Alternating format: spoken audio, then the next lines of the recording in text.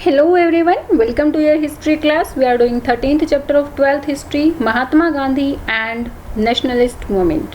ये इस चैप्टर का थर्ड पार्ट है। पहले के 2 पार्ट्स को आप मेरे चैनल की प्लेलिस्ट पर जाकर देख सकते हैं। आज हम पढ़ने वाले हैं द सोल्ट सत्याग्रह। ये मूवमेंट भी गांधी जी द्वारा चलाए गए नॉन कोऑपरेशन मूवमेंट की तरह ही बहुत ही वाइड था। सो चलिए स्टार्ट करते हैं सोल्ट सत्याग्रह मूवमेंट के बारे में। नॉन कोऑपरेशन मूवमेंट के सेवरल ईयर्स तक गांधी जी ने अपने सोशल रिफॉर्म के वर्क पर ही फोकस रखा। हालांकि 1928 में वो पॉलिटिक्स में री एंटर करना चाहते थे, क्योंकि इस टाइम पर सभी लोग जो है साइमन कमीशन का ऑपोजिशन कर रहे थे।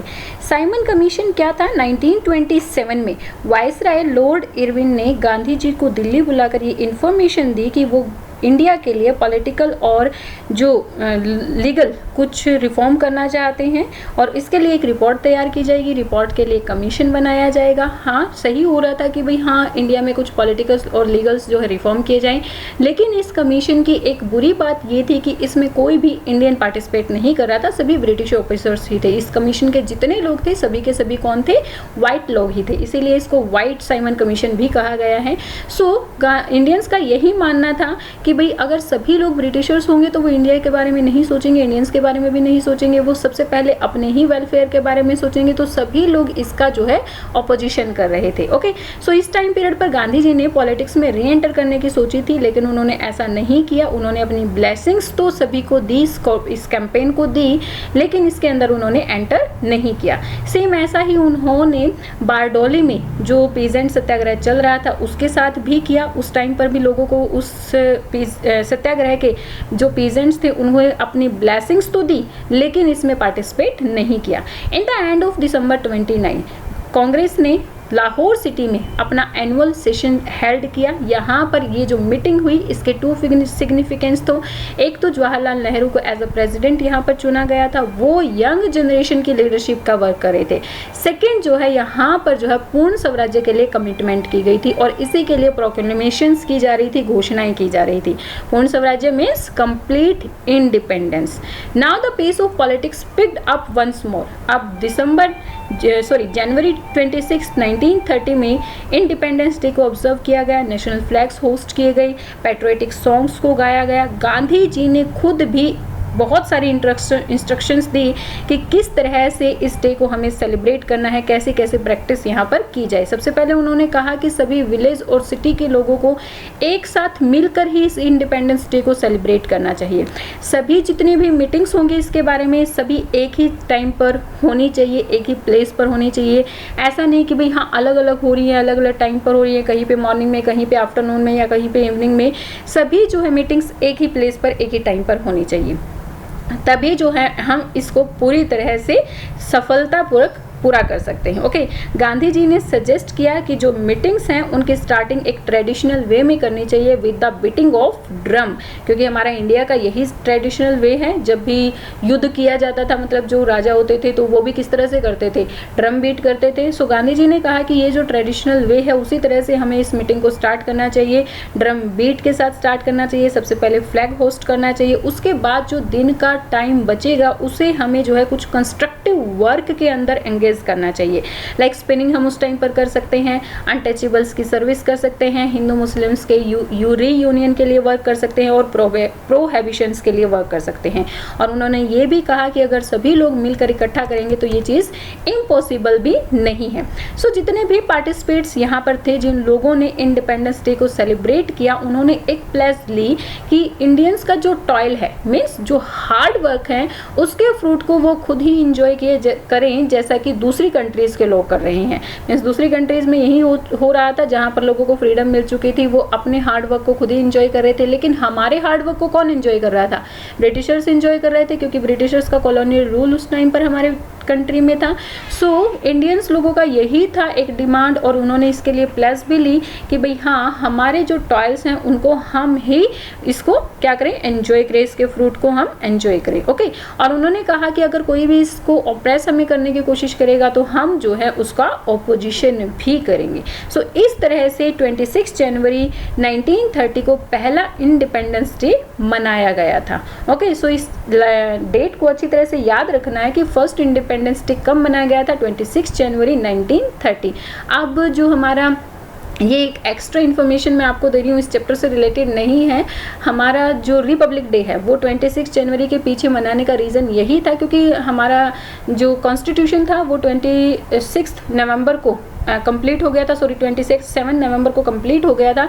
लेकिन एक ऐसा डे चूज़ करना था जो सिग्निफिकेंस हो हमारी कंट्री के लिए। सो 26 जनवरी को हमारी कंट्री में पहली बार इंडिपेंडेंस डे मनाया गया था 1930 में। सो इसीलिए इस डे को चूज़ किया गया था हमारा जो है कौन सा रिपब्लिक डे बनाने के लिए। ओके, सो इस डेट को अच्छी तरह से याद रखना है। नेक्स्ट है Dandi. Soon after the observation of independence day, independence day के ऑब्जर्वेशन के बाद यानी कि सेलिब्रेशन के बाद गांधी जी ने ये अनाउंस किया कि वो जो है एक लॉ जिसके ऊपर स्टेट की पूरी तरह से मोनोपोली है, सोल्ट, सेल ऑफ सोल्ट, उसको ब्रेक करने के लिए जा रहे हैं।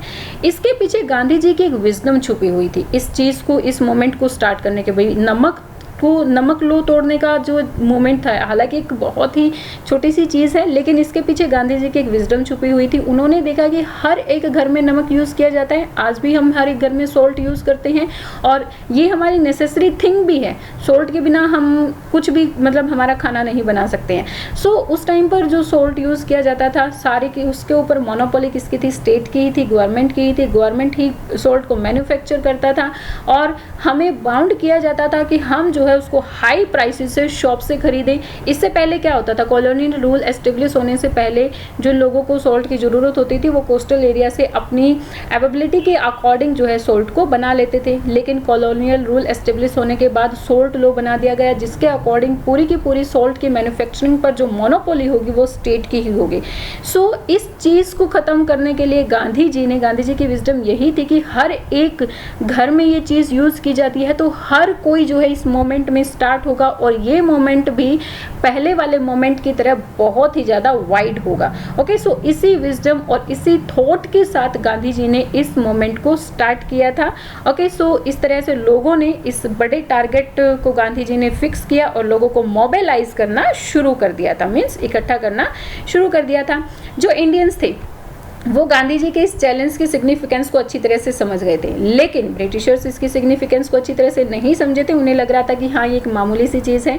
हालांकि गांधी जी ने वाइसराय लॉर्ड इरविन को इसके बारे में बता दिया था, लेकिन इरविन ने इस एक्शन की सिग्निफिकेंस को नहीं समझा तो इसके खिलाफ कोई एक्शन भी उन्होंने नहीं लिया था। वाइसराय उस टाइम पर, इरविन जो है हमारी कंट्री के उस टाइम पर वाइसराय थे। ओके, सो इस तरह से 12 मार्च 1930 में गांधी जी ने साबरमती आश्रम से अपनी वॉकिंग स्टार्ट की और 3 वीक्स लेटर जो है वो अपने डेस्टिनेशन पर पहुंच गए और वहां पर पहुंचकर उन्होंने एक मुट्ठी नमक उठाया और इस सोल्ट लॉ को पूरी तरह से तोड़ दिया था और लॉ की आंखों में वो एक क्रिमिनल बन गए थे। सो इस तरह से उनकी मार्च पूरी हो गई थी। वाई द सोल्ट सत्याग्रह, क्या रीज़न था? अभी मैंने आपको रीज़न ऊपर बताया भी है, फिर से रिपीट कर रही हूँ कि क्योंकि हर एक घर में सोल्ट का यूज़ किया जाता था और इस सोल्ट के ऊपर बहुत हैवी टैक्स जो है स्टेट के द्वारा लगाया जाता था। कितना? 14 टाइम्स इट्स वैल्यू, इसकी वैल्यू का 14 टाइम। सपोज 1 पैकेट सोल्ट हमें 2 रुपीज़ में मिलता है तो उसके ऊपर 14 टाइम्स यानी कि 14 रुपीज़ और मीन्स उससे 14 रुपीज़ और यानी कि 16 रुपीज़ में जाकर हमें वो नमक का पैकेट मिलेगा जिसकी रियल वैल्यू 2 रुपीज़ की है। सो इस हाई रेट पर सभी लोग जो है सोल्ट को खरीदने के लिए बाउंड थे, क्योंकि अगर कोई भी पर्सन कोस्टल एरिया पर जाकर सोल्ट को बनाने की कोशिश करता था तो वहाँ पर जो पुलिस ऑफिसर्स तैनात रहते थे वो उन्हें वो सोल्ट नहीं बनाने देते थे। पूरी की पूरी जो है स्टेट की ही मोनोपोली इसके ऊपर होती थी और अगर कोई जो है सोल्ट नहीं खरीदता था तो उस सोल्ट को वो पूरी तरह से डिस्ट्रॉय कर देते थे, बेकार कर देते थे। सो गांधी जी चाहते थे कि जो चीज़ नेचर ने हमें दी है और जिसके ऊपर हमारा पूरा हक है तो उसको क्यों वो लोग डिस्ट्रॉय कर रहे हैं, जो हमारी यूज़ की भी चीज़ है और नेचर ने हमें दी है। ठीक है, तो इसीलिए गांधी जी ने सोल्ट सत्याग्रह को स्टार्ट किया था। Tomorrow we shall break the salt law, जब गांधी जी डांडी पर पहुंचे जहां पर उन्होंने सोल्ट लॉ को ब्रेक किया था तो उससे एक दिन पहले गांधी जी ने ये अनाउंस किया था 5 अप्रैल 1930 को कि कल हम जो है सोल्ट लॉ को तोड़ने वाले हैं। जब गांधी जी ने साबरमती से अपनी ये कैंपेन स्टार्ट की थी तो उस टाइम पर उनके माइंड में ये फिक्स था कि जो ब्रिटिशर्स हैं वो उन्हें उनके डेस्टिनेशन पर नहीं पहुंचने देंगे। हालांकि बहुत सारी रूमर्स भी फैल चुकी थी कि गांधी जी को साबरमती में ही अरेस्ट कर लिया जाएगा, लेकिन ऐसा कुछ भी नहीं हुआ। गवर्नमेंट ने इसके खिलाफ कोई एक्शन नहीं लिया और गांधी जी अपने डेस्टिनेशन पर पहुंच गए। हालांकि गांधी जी को भी कहीं ना कहीं ये लग रहा था कि उन्हें अरेस्ट कर लिया जाएगा और वो अपने डेस्टिनेशन पर नहीं पहुंचेंगे, लेकिन उन्हें ये यकीन था कि उन्हें भले ही गिरफ्तार कर लिया जाए, लेकिन उनके जो पार्टिसिपेंट्स हैं वो पूरा जो है इस डेस्टिनेशन को कंप्लीट करेंगे और डांडी पर पहुंचकर 16 लोगों को तोड़ देंगे। ओके, लेकिन ऐसा मतलब गांधी जी को गिरफ्तार नहीं किया गया। गवर्नमेंट ने इसके खिलाफ कोई किसी तरह का एक्शन नहीं लिया था जब तक कि वो अपनी डेस्टिनेशन पर नहीं पहुंचे। सो उस टाइम पर गांधी जी ने ये अनाउंस किया था 5 अप्रैल को कि वो कल जो है 16 लोगों को तोड़ने वाले हैं। Okay, as with the non cooperation movement, जैसा कि नॉन कोऑपरेशन मूवमेंट में हुआ था। नॉन कोऑपरेशन मूवमेंट स्पेसिफिकली किसके लिए चलाया गया था कि हमें गवर्नमेंट के साथ कोऑपरेट नहीं करना है, नॉन कोऑपरेट करना है। जितने भी गवर्नमेंट ऑफिसेज हैं, स्कूल्स हैं, कॉलेज हैं, कोर्ट्स हैं, उन सबको छोड़ देना है। लेकिन इसके साथ साथ बहुत सारी प्रोटेस्ट की स्ट्रीम्स चली थी, जैसे कि लोगों ने, जो फॉरेस्ट में रहने वाले लोग थे उन्होंने फॉरेस्ट लॉ तोड़ दिया था, स्कूलों में जाने वाले बच्चों ने स्कूल जाना बंद कर दिया था, बहुत सारे जो फैक्ट्री वर्कर्स थे उन्होंने स्ट्राइक्स भी की थी। हमने पढ़ा भी था कि कितनी स्ट्राइक्स हुई थी। 1 ईयर में 396 स्ट्राइक्स हुई थी। 1 ईयर में डेज 365 होते हैं। सो जिस तरह से नॉन कोऑपरेशन मूवमेंट्स में प्रोटेस्ट की स्ट्रीम चली, वैसा ही अभी भी हुआ। सिर्फ और सिर्फ 16 लॉ को नहीं तोड़ा गया इस कानून में, इस टाइम पीरियड पर, इस मोमेंट में सिर्फ 16 जो टैक्स था, लॉ था, उसको नहीं तोड़ा गया। दूसरे भी प्रोटेस्ट यहाँ पर चलना शुरू हो गए थे, सेम वैसा ही जिस तरह से पहले हो रहा था। मीन्स अब फॉरेस्ट में रहने वाले जितने लोग थे उन्होंने फॉरेस्ट लॉ को मानना बंद कर दिया था, क्योंकि उनकी कैटल्स के लिए अब ग्रेजिंग करने के लिए कोई प्लेस नहीं बचा था, तो वो बहुत ज़्यादा डिफिकल्टी में थे। ओके, फैक्ट्री वर्कर्स ने फिर से जो है स्ट्राइक्स करना बंद कर दिया, बायकॉट किया गया लॉयर्स के द्वारा, जो ब्रिटिश कोर्ट्स हैं, और जितने भी स्टूडेंट्स थे उन्होंने गवर्नमेंट रन एजुकेशनल इंस्टीट्यूशंस को अटेंड करने से रिफ्यूज कर दिया गया था। Okay, as in 1922 now to Gandhi ji call had encouraged Indians of all the classes to make manifest their own discontent with colonial rule. जैसा गांधी जी ने 1922 में किया था, गांधी जी ने इस टाइम पीरियड पर भी इंडिया के सभी क्लासेस के लोग, यानी कि सभी कास्ट के लोगों को इकट्ठा किया कि वो कॉलोनियल रूल के खिलाफ जो है इस कैंपेन में स्टार्ट भी हों, और आए भी बहुत सारे। एक सर्वे के अकॉर्डिंग, एक जो ऑफिशियल रिकॉर्ड है उसके अकॉर्डिंग, इस टाइम पीरियड पर 60,000 इंडियंस को अरेस्ट किया गया था, जिनमें से गांधी जी भी एक थे। ओके, सो इस तरह से ये जो सोल्ट लो मोमेंट गांधी जी ने चलाया था, सोल्ट सत्याग्रह गांधी जी ने चलाया था, ये बहुत बड़े स्केल पर फैलता चला गया था। The progress of Gandhi ji march to the seashore can be traced from the secret reports filled by the police officials deputed to monitor his movement। जो गांधी जी की यहाँ पर जितनी भी मूवमेंट हो रही थी वो उसको कौन ऑब्जर्व कर रहा था? जो पुलिस ऑफिशियल्स थे, जिनको सीक्रेटली रिपोर्ट्स रखने के लिए रखा गया था। उन्होंने बताया कि Gandhi ji village to village, मतलब उनके रूट में जितने भी विलेजेस आ रहे हैं सब जगह स्पीच देते हुए चल रहे हैं, और लोगों को, गवर्नमेंट एम्प्लॉय को ये कह रहे हैं कि भाई हाँ, अब हमें गवर्नमेंट की जितने भी जॉब्स हैं उनको छोड़ देना चाहिए और फ्रीडम स्ट्रगल्स को रूल करना चाहिए। एक विलेज वसना में तो उन्होंने अपर क्लास के लोगों को भी बहुत कुछ कहा। उन्होंने अपर क्लास के लोगों को कहा कि अगर आप लोग पूर्ण स्वराज्य को पाना चाहते हैं तो हमें अनटचेबल्स को सर्व करना पड़ेगा। जब तक हम अनटचेबल्स को सर्व नहीं करेंगे हमें पूर्ण स्वराज्य नहीं मिलेगा। आप लोगों को क्या लगता है कि सिर्फ सोल्ट टैक्स के तोड़ने से या दूसरे टैक्सेस के खत्म हो जाने से हमें पूर्ण स्वराज्य मिल जाएगा? ऐसा नहीं है। जब तक हमारी कंट्री के अनटचेबल्स के साथ आप लोग रॉन्ग थिंग्स करते रहेंगे तब तक हमें जो है पूर्ण स्वराज्य नहीं मिलेगा।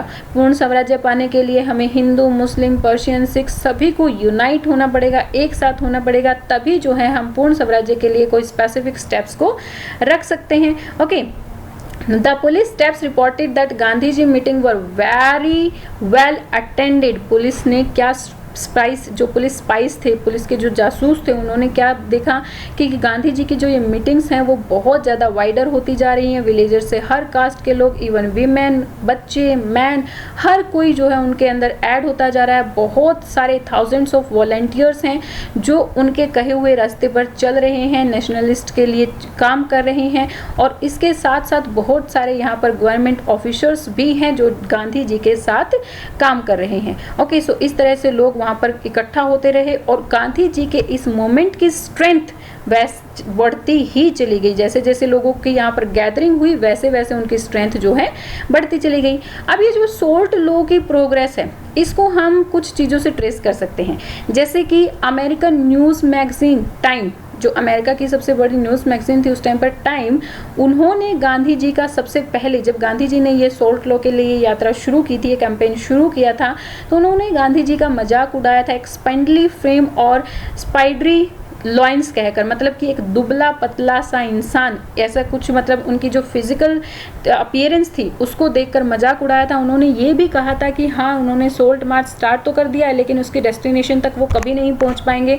जब वो चलते चलते उनका सेकेंड डे एंड हो जाएगा तो वो गिर कर जो है ग्राउंड पर गिर जाएंगे, ओके, बेहोश होकर ग्राउंड पर गिर जाएंगे। लेकिन मैगजीन को बिलीव नहीं हुआ ये देख कर कि किस तरह से गांधी जी ने अपनी डेस्टिनेशन पर पहुँच गए और वीक टू वीक वो चलते गए और इस तरह और लोगों का भी साथ लेते चले गए थे। ठीक है, सो अब उन्होंने गांधी जी को क्या कहकर सैल्यूट किया, सेंट और स्टेटमेंट्स कहकर। सो इस तरह एक और चीज उन्होंने गांधी जी के बारे में लिखी कि गांधी जी क्रिश्चियंस बिलीव्स को मानने वाले लोगों के खिलाफ क्रिश्चियन एक्ट्स को ही जो है एक वेपन की तरह यूज कर रहे हैं।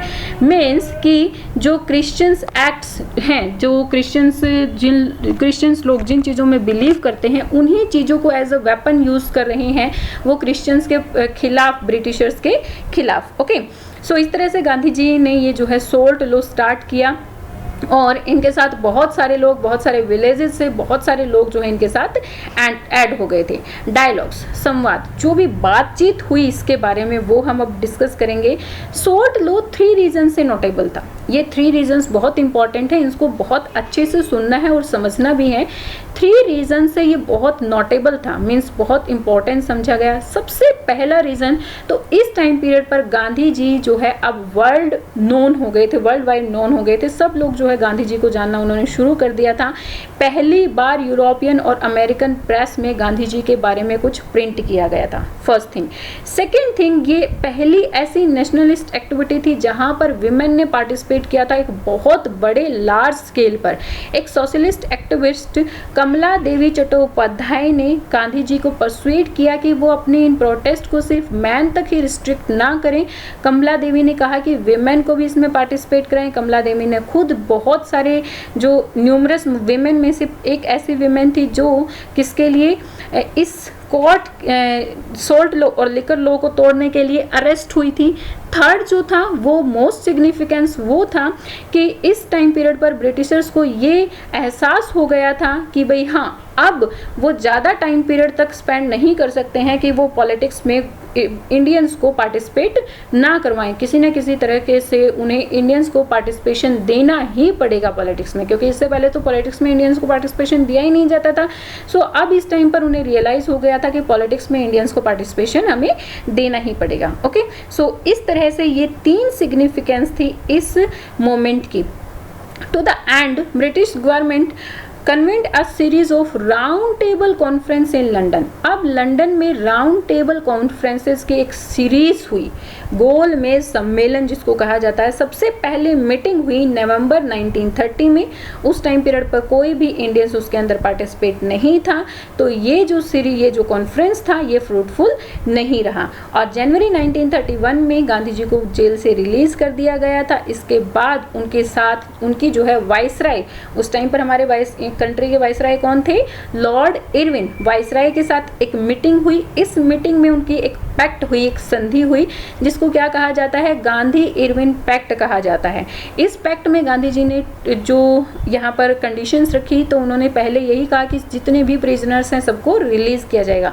मीन सोल्ट लॉ में जितने भी प्रिजनर्स को, जितने भी लोगों को अरेस्ट किया गया था, उन सबको रिलीज किया जाए।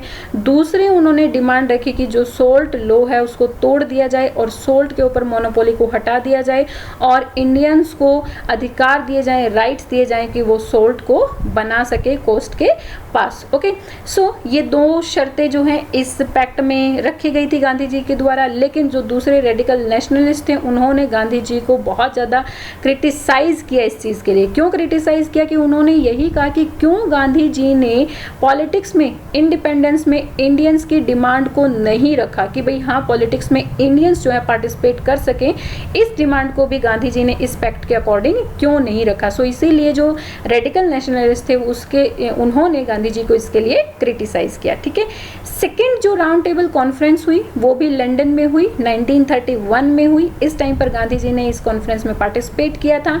वो जो है इंडियंस के रिप्रेजेंटेटिव्स और कांग्रेस के रिप्रेजेंटेटिव्स बनकर गए थे। उन्होंने यही क्लेम किया कि सभी इंडियन पार्टीज के रिप्रेजेंटेटिव्स वो हैं, लेकिन उनके इस चीज़ को जो है 3 पार्टीज के द्वारा चैलेंज किया गया था। पहली पार्टी तो मुस्लिम लीग। मुस्लिम लीग ने क्या कहा कि वो जो है हमारी मुस्लिम मिनॉरिटी के बारे में वो इंटरेस्ट नहीं लेते हैं कि भाई हाँ मुस्लिम मिनॉरिटी ऊपर जाए, इसके लिए वो इंटरेस्ट नहीं ले रहे हैं। सेकंड जो है जो भीमराव अंबेडकर थे, जो कि एक ब्रिलियंट लॉयर थे और थिंकर थे, उन्होंने ये कहा कि गांधी जी जो है लोअर कास्ट के बारे में बिल्कुल भी नहीं सोच रहे हैं। सो उन्होंने भी इसका रेबल किया था। ओके सर, जो ये कॉन्फ्रेंस हुई थी इसका कोई अच्छा फ्रूटफुल रिजल्ट निकल कर नहीं आया था। ओके सो जो न्यू वाइसराय थे, लेकिन हालांकि इसका कोई रिजल्ट नहीं निकल कर आया था, लेकिन जो न्यू वाइसराय हमारी कंट्री के बने थे उस टाइम पर वो थे lord Willingdon. Lord Willingdon Gandhi ji को बिल्कुल भी पसंद नहीं करते थे। वो गांधी जी से किसी तरह की सिंपैथी नहीं रखते थे। उनका मानना था कि उन्होंने अपने एक प्राइवेट लेटर लिखा था अपनी सिस्टर को। इस लेटर में गांधी जी ने उन्होंने लिखा था, विलिंगटन ने, कि मुझे गांधी जी बिल्कुल भी अच्छे नहीं लगते हैं। हालांकि जो भी वो कदम उठाते हैं वो क्या कहते हैं कि भाई हाँ गॉड की इच्छा के अकॉर्डिंग ही वो कदम उठा रहे हैं और गॉड जो चाहते हैं उसका वही रिजल्ट निकल कर आता है। लेकिन इसके पीछे उनकी कोई ना कोई पॉलिटिकल मैनोवर होती है, मतलब कोई ना कोई पॉलिटिकल चाल इसके पीछे होती है। वो एक ऐसे पर्सन है जिन्होंने लोगों के ऊपर बिना बात का ही अपना प्रभाव बना लिया है। इवन अमेरिकन लोगों के ऊपर भी अपना प्रभाव बना लिया और अमेरिकन प्रेस में उनके बारे में छापा जाता है कि भाई हाँ एक वो बहुत बड़े वंडरफुल मैन है, लेकिन मैं उनको एक वंडरफुल पर्सन नहीं समझता हूँ। ओके, बहुत सारे अंधविश्वासी जो लोग हैं वो गांधी जी को भगवान मान बैठे हैं और इसीलिए उनके अकॉर्डिंग चल भी रहे हैं, लेकिन मुझे गांधी जी बिल्कुल भी अच्छे नहीं लगते हैं। ओके, 1935 में नए गवर्नमेंट ऑफ इंडियन एक्ट में जो है ये आश्वासन दिया गया था कि हाँ अब जो है गवर्नमेंट में इंडियंस के रिप्रेजेंटेटिव्स होंगे। इसके 2 इयर्स बाद यानी कि 1937 में इलेक्शन हुआ था, जिसकी इलेक्शंस में मुस्लिम लीग और कांग्रेस दोनों ने ही पार्टिसिपेट किया था और इस टाइम पीरियड पर कांग्रेस को बहुत ही अच्छी विक्ट्री मिली थी।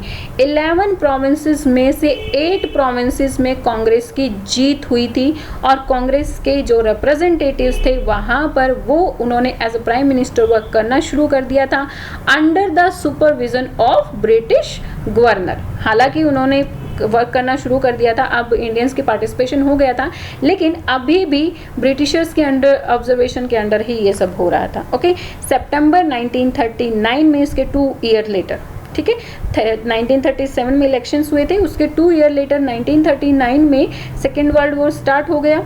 अब सेकेंड वर्ल्ड वॉर में जो गवर्नमेंट ऑफिसर्स थे यानी कि ब्रिटिशर्स जो थे वो चाहते थे कि कांग्रेस उनका साथ दे, लेकिन गांधी जी और नेहरू जी हिटलर को बहुत ज़्यादा स्ट्रांगली वो हेट करते थे, क्योंकि हिटलर ही एक ऐसा पर्सन था जिन्होंने सेकेंड वर्ल्ड वॉर को स्टार्ट किया। 9th क्लास के चैप्टर में आप लोगों ने पढ़ा भी होगा, 9th क्लास में हमारा ये चैप्टर भी था कि भाई हाँ किस तरह से हिटलर ने सेकेंड वर्ल्ड वॉर को स्टार्ट किया।